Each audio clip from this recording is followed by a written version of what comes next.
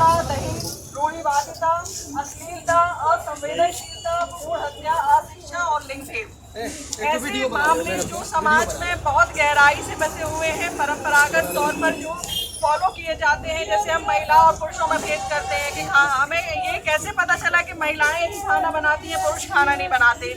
क्योंकि हमने परंपरागत तौर पर यही सीखा है, हमें पहले से यही बताया आ रहा नहीं कि महिला का ये काम है, पुरुष का ये काम है। तो अंतर हमने परंपरा से सीखा है, जो हमने घर से सीखी है चीजें। तो इस तरीके की जो रूढ़ियां हैं, जैसे घरेलू हिंसा होती है, दहेज प्रथा होती है, तो इस तरीके की रूढ़ियां कई बार अपराध को जन्म देती है। और हमारा पुलिस डिपार्टमेंट इन अपराधों को कम करने के लिए इस तरीके के अभियान लगातार चला रहा है, जिसमें से एक मैं हूँ अभिमन्यु अभियान है, जिसमें आप महिलाओं और बच्चियों के प्रति संवेदनशील रहें, उनको समझें, उनसे लिंग भेद न करें, शिक्षित करें उन्हें। क्योंकि कई बार बच्चियों को पढ़ाया भी नहीं जाता है कि उनका तो विवाह कर देना है, तो पढ़ाने का कोई मतलब नहीं है। तो पढ़ाना बहुत इंपॉर्टेंट है बच्चियों का। और महिलाएं भी कई बार इस दिशा में काम करती हैं, क्योंकि पुरुषों से ज़्यादा महिलाएं ही बताती हैं। जैसे बेटी का विवाह होने वाला होता है तो माँ ही बताती है कि तुम्हारा विवाह हो रहा, भाई घर में अच्छे से रहना, 4 बातें सुन के रहना, जो काम का बोले वो काम करना। तो पुरुष से ज़्यादा महिलाएं भी बताती हैं बच्चियों को, वही चीज़ सिखाती है कैसा। तो कई बार ऐसा होता है कि उनके साथ यदि कोई अपराध भी घटित हो रहा है या हिंसा उनके साथ हो रही है घर में, तो वो बताती नहीं है अपने पिता को या माँ को, क्योंकि उनको लगता है कि घर में बताएंगे तो पता नहीं क्या कहेंगे कि हम निभा नहीं पा रहे हैं। तो इस तरीके की मानसिकता के कारण कई अपराध जन्म लेते हैं। और इस तरीके के जो अपराध होते हैं वो कितने जघन्य अपराध हो जाते हैं, ये हमें भी मालूम नहीं होता है। तो समाज में इस तरीके की कुरीतियों को दूर करने के लिए हम सबको प्रयास करना होगा, एकजुट प्रयास करना होगा। और जो भी बच्चियां हैं, आगे विवाह होगा, आपके बच्चे होंगे, तो जो बच्चे हैं आपको उनको भी यही सिखाना है कि आपको कभी भी लगता है तो आप हमें बताएं, हम आपके साथ हैं। परिवार को साथ में रहने की जरूरत है, उनको संवेदनशील बनने की जरूरत है। और ये अभियान हमारा मुख्य अभियान है, इसमें हम सेल्फी पॉइंट भी रखे हुए हैं। आप सब जो भी हैं, पुरुष हैं, महिलाएं हैं, यहाँ सब सेल्फी पॉइंट में आप अपनी फोटो खिंचवा सकते हैं।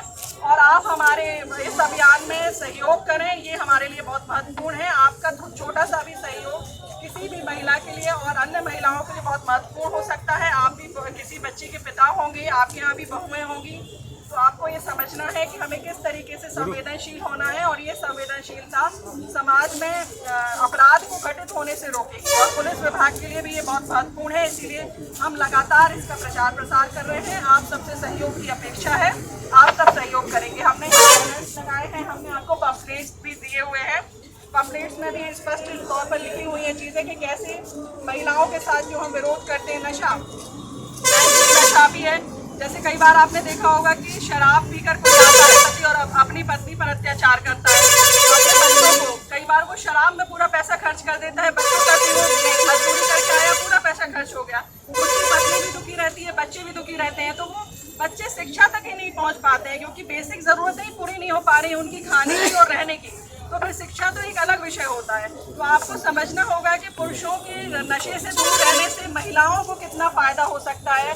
आपकी बच्ची, आज मैं जिस जगह पे हूँ, आपकी बच्ची भी वहाँ हो सकती है, यदि आप उन्हें अच्छे से पढ़ाएं, उनकी शिक्षा पे बहुत अच्छे से ध्यान दें। तो आप सब इस जन सहयोग में, इस अभियान में अपना सहयोग दें और हम सबके साथ चलें। हम सब एक टीम की तरह काम करेंगे। और जितनी भी महिलाएं, आप हमारे साथ काफ़ी लोग हैं, तो आपके घर में जितनी भी महिलाएं हैं, कम से कम हम इतना तो सोच सकते हैं कि आप उनके प्रति बहुत संवेदनशीलता से पेश आएंगे। एक ये सेल्फी पॉइंट है, इसमें आप अपनी सेल्फी भी ले सकते हैं। धन्यवाद।